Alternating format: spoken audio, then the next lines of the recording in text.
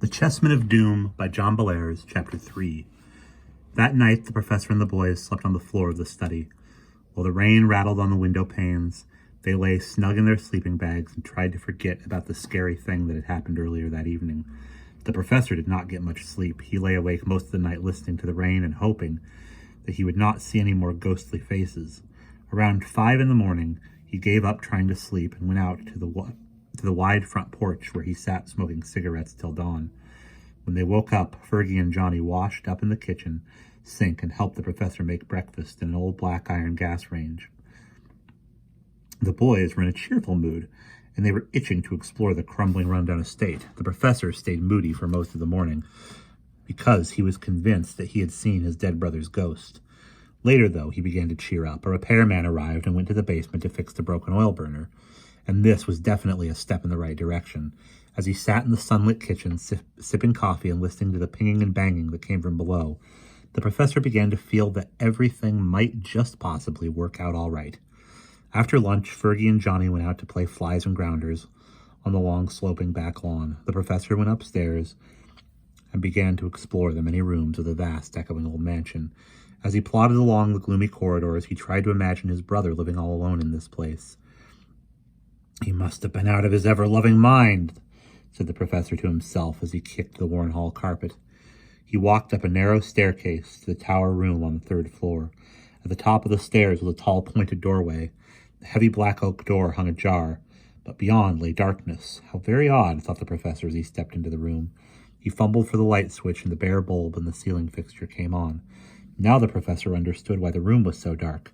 The windows were boarded up. Quickly, he looked around the small circular room. It was bare and desolate and smelled strongly of dust. A brick fireplace was built into one wall, and above the mantel a metal disc was bolted to the wall. This was a stovepipe hole cover. Apparently, at one time, there had been a wood stove in the room, and the smoke had gotten out through a pipe that ran into the fireplace chimney. On a disc, a pleasant scene of fields and trees had been painted, and it made the professor smile because he liked old-fashioned things. Humming quietly, he began to poke around the room. Not really much to see, was there? Off in a far corner beyond the fireplace was a closet door. He opened it, half hoping that a body would fall out, but all he saw were some old wrapped golf clubs and a slab of varnished wood. Reaching in, he pulled the piece of wood out and turned it over. To his surprise, he saw chessboard squares, but the board was very warped and unusable. "What on earth?" said the professor quietly as he walked out into the middle of the room, holding the bizarre object that he had found. Some very peculiar thoughts began to run through his mind. He remembered the first 2 lines of the weird poem that had been included in his dead brother's letter. "Why a dead eye in a room with no view? Why pallid dwarves on a board that's not true?" This shuttered room definitely had no view, and in his hands he was holding a chessboard that was warped. Not true, in other words. But what was the dead eye? He didn't see any around, and he hoped that he never would. As for the pallid dwarves, they ought to be chessmen, and it certainly was true that ivory chessmen were pallid. But what? Pacing nervously back and forth, the professor tried to think, but the more he thought, the more confused he got. "It's all in my mind," he grumbled, as he carried the board back to the closet and propped it up in a corner. "I've just made up something to entertain myself with, and if I'm not careful, I'll drive myself batty." Sighing, he closed the closet door and wiped his dusty hands on his trousers. He left the room and trotted down the stairs.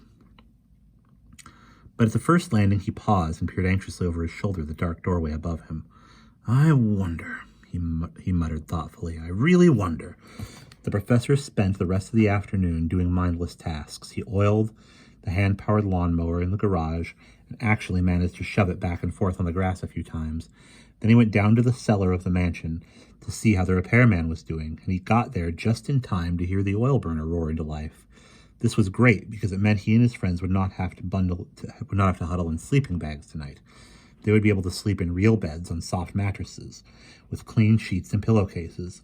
After he paid the repairman, the professor went out to the back lawn and sat down to watch the boys as they batted balls in the air and caught them. He sighed with contentment. Tonight they would drive back to the town of Stone Arcadia and eat at Big Ed's and go to a movie. When they got back to their nice, comfy, warm house, life would seem better than it had for some time. Big Ed's burgers were as good as they had been before, and the Colonel Wilde pirate movie at the Mecca Theater was exciting.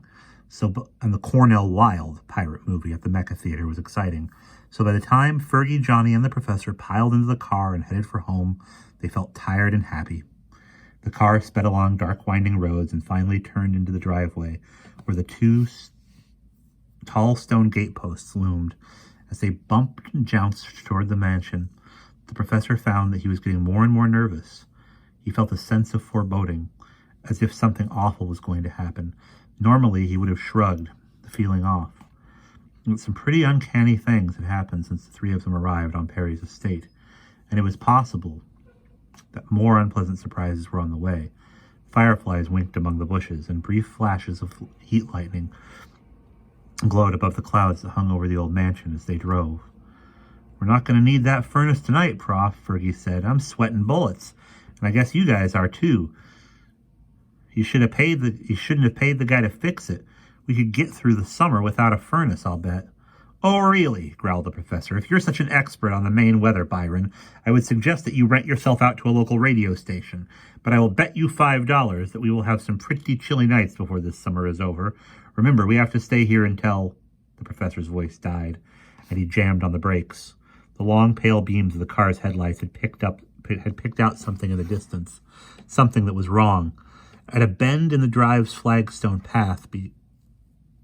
At a bend in the drive, a flagstone path began. It led to the door of the gloomy stone house where Peregrine Childermass lay buried. On the winding track of pale stones, a shapeless dark lump lay. Silently, the professor shut off the car's motor and got out. He trotted up the path, turned on his flashlight, and stooped over the object. It was a black tailcoat, the kind that people sometimes wear to weddings. With a shock, the professor recognized the coat. It was the one that Perry had owned. Stooping, the professor grasped the lapel and saw the Masonic pin. Then he reached inside and found the label, "Pine Tree State Tailors, Bangor, Maine." It was definitely Perry's coat. No doubt about that. Probably it had been the one he had been buried in. With a strange look on his face, the professor walked up the path, playing the beam of his flashlight before him. Fergie and Johnny followed a few steps behind. They were curious, but they were not quite as fearless as the professor was. At last, the three of them stopped outside the entrance. At last, the three of them stopped outside the entrance to the ornate stone tomb. There stood Perry's statue, smiling weirdly at them and pointing toward the door.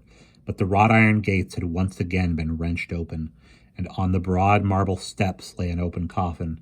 The lid lay nearby, and it was cracked and splintered, as if someone had forced it loose with a crowbar. "Heavenly days, McGee," the professor whispered in an awestruck tone. "It looks as if a ghoul has been wandering around. I cannot imagine." His voice trailed off as he bent over the empty coffin and touched the quilted lining with his fingers. Then, with a haunted look at his eyes, he turned back to the boys. "I'm afraid mischief is afoot," he announced solemnly. "Mischief and dirty dealings, and the Lord knows what. Who on earth would be so rotten as to steal my poor brother's corpse? Who?" Fergie threw a quick glance at Johnny and shrugged. "You got me, Prof," he said, folding his arms solemnly. "I used to read about body snatchers, but they were people who stole corpses so medical students could work on them. But that was in the old days." The professor nodded. "You're right," he said grimly. "So why was my brother's tomb violated? I would really like to know." For quite some time, the professor and the two boys stood there in the dark, while the crickets chirped loudly in the tall grass behind the mausoleum. They talked in whispers about grave robbers and the face at the window, and whether or not the police ought to be notified. On one thing, they were in complete agreement. Something very strange was going on. With a gloomy sigh, the professor glanced at the gaping door of the looted tomb. "Better go turn the car lights off," muttered the professor. "Ghouls or no ghouls, it's time for some shut-eye. We can call the cops in the morning." Johnny and Fergie followed the professor back to the car. When he had shut off the headlights, he He led the way to the front door of the house. The lamp that burned behind the fanlight seemed very friendly to the boys, who kept glancing nervously over their shoulders to see if anyone was following them. Once they were inside, they helped the professor with the 2 heavy sliding bolts that secured the top and bottom of the stout oak door, and then they went upstairs to bed. The professor was still feeling pretty upset, so he went to the kitchen and played solitaire until he began to feel calmer. The ticking of the old Waterbury shelf clock and the hum of the refrigerator relaxed him. He poured himself a shot of brandy from the silver-plated pint flask that he brought with him. After drowning the fiery liquid in one gulp, he shut off the lights and walked up the broad staircase, humming tunelessly. But instead of going to his bedroom, he went to the narrow flight of steps that led to the tower room. The professor didn't recall why he wanted to go to that eerie boarded-up chamber. He just felt a powerful urge, as if someone were shoving him from behind, making him go. With the beam of his flashlight showing the way, he stomped up the dusty steps till he stood once again before the gloomy paneled door. There was a hall light here, but when he flipped the switch, the professor got a little bluish flash and then darkness. The bulb had burned out. With a muttered curse, the professor opened the door of the room, reached inside, and pushed a small black button. The overhead bulb came on, and he went in. In the middle of the floor, the professor paused. Why did this place upset him so much? He found that he was breathing heavily, and his heart was hammering. The room was ugly and depressing. No doubt about that, but there really wasn't anything evil or frightening here that he could see. He had felt bad enough the first time he came here, and now he felt worse, much worse. The grim boarded windows seemed like dark portals that might suddenly fly open and let in what? The professor had no idea. He tried to hum, but the humming died in his throat. He walked over to the painted metal disc that was bolted to the fireplace chimney. He stared at it fixedly, and the longer he stared, the stranger he felt. It was as if waves of power were coming from the disc, waves as strong as the heat from a heat lamp. He had the peculiar feeling that the cheerful little scene of trees and flowery fields was just a mask that hid something horrible from view. And strangest of all, he had the very powerful impression that someone was staring at him from behind the painted disc.